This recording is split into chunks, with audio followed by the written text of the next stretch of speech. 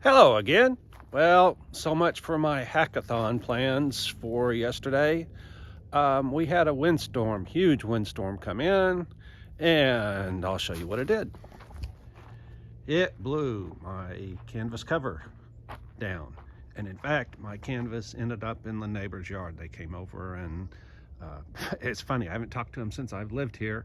And that was the first time he brought my canvas cover over and actually talked to me about my car and project and all that stuff. Anyway, so I didn't do much yesterday. I did a little bit, but it was not pleasant working in the cold and rain. Here's what I've done. Again, I'm just mocking this stuff up. So today I'm going to convert this combination of plywood, PVC, and tape into fiberglass.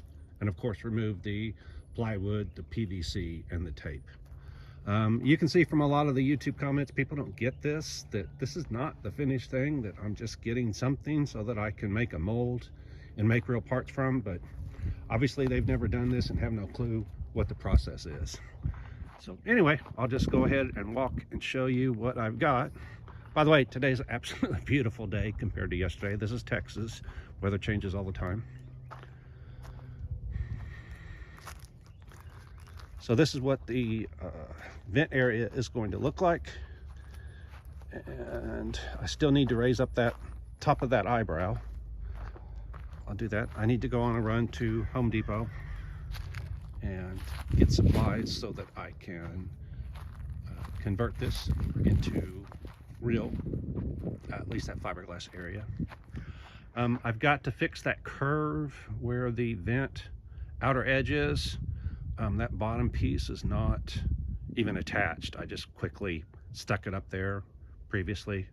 So I'm going to have to attach it and then decide on exactly what that curve is going to be. So let me kind of show you what I've got. So this is what I'm talking about right here. This isn't attached. In fact, there's tape right here holding it in place. Before the tape, it was completely floppy.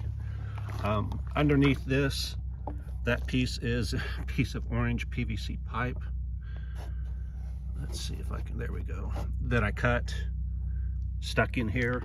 I cut some V notches in there to make it curve, but then I covered it with tape and orange paint so that it would look okay. Up here, I just needed a flat piece. I didn't have anything else, so I just had a piece of plywood off of one of the crates. It was very weathered, as you can see. Didn't matter. I just needed to get an idea of what the thing was going to look like. The bottom edge of the door still has the excess fiberglass mat there. What else? Oh, so on this back edge, I have to decide what I'm going to do here. The C8 comes way down here and goes down and makes a V here. I'll show you on the C8. What that would do is this would come up and then it would make a somewhat drastic change in angle to match the C8 where it is. So I asked my fiberglass group for suggestions, and one of the suggestions was to cut a V from here to say there, and then fill that in with a curved area. So that looks like a great solution. So I'll probably go ahead and do that. So anyway, that's my plan for today. Let me walk over and I'll show you the C8 and what it looks like, just so you have a frame of reference. Now, one of the things I don't like is the C8. This inside of this vent looks unfinished. Now, of course, you don't see it just standing here and looking, but it doesn't take a whole lot to be able to see. It's a little hard to see here in this light, but you can see right there. I think they should have put a vent over this thing. I think it would have looked a lot better. Anyway, so here's behind my PVC pipe, which sits here, is what's going on. There's a deep V right there. So basically my PVC is going to cover up that V, and I'm going to make my curve blend into this. Now here on the C8, this edge comes in to form this V. On mine, it comes straight down. So instead of this V right here, mine's going to be that curved area. Let's go to the other side just to see if it looks any better, or if you can see it any better.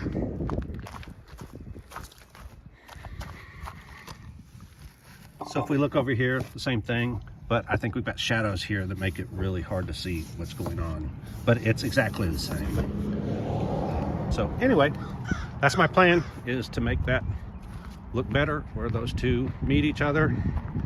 Then of course I get to undo all the damage that the wind did and put my canvas up.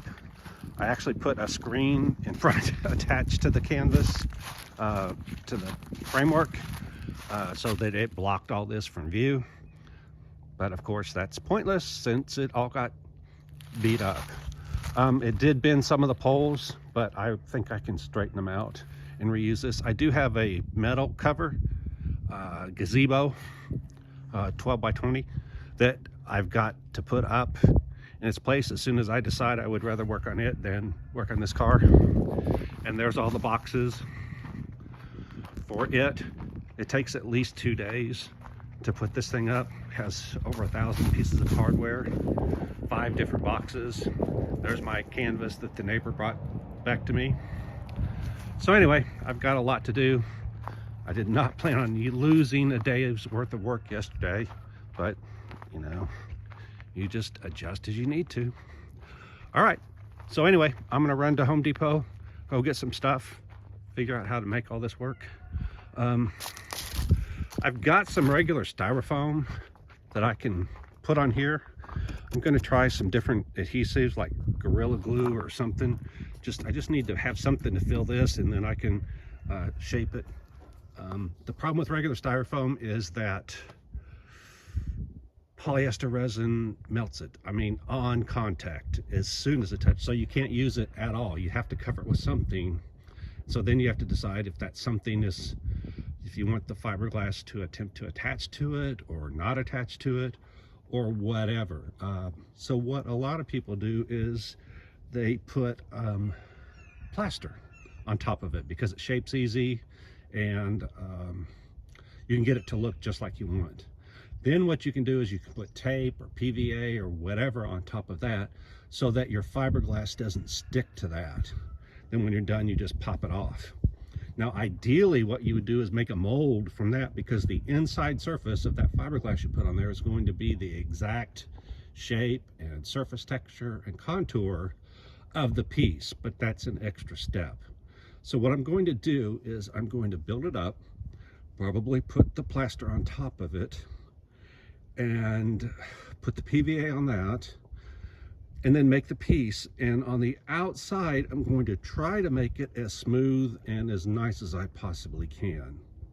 If that works, then I will go ahead and use it like that without making a mold out of it.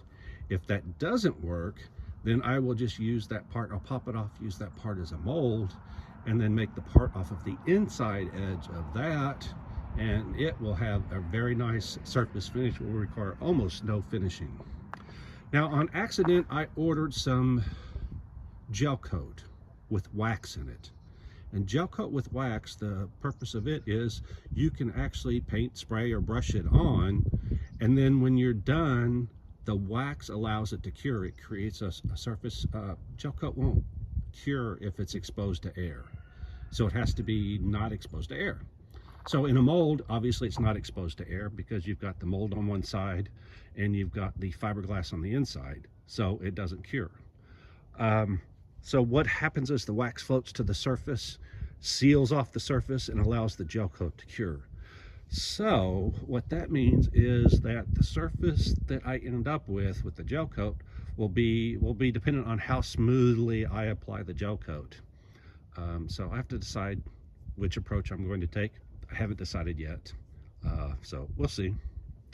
All right, that's my update for this morning, and so I'll get to work, and hopefully by the end of the day I will have all of that mishmash of stuff replaced with fiberglass. And I don't know, optimally I would have something done on this back curb, but that's a lot to do in one day, so I'll probably be doing good just to get that piece there done. All right, like, subscribe, hit that alert, and I will see you later.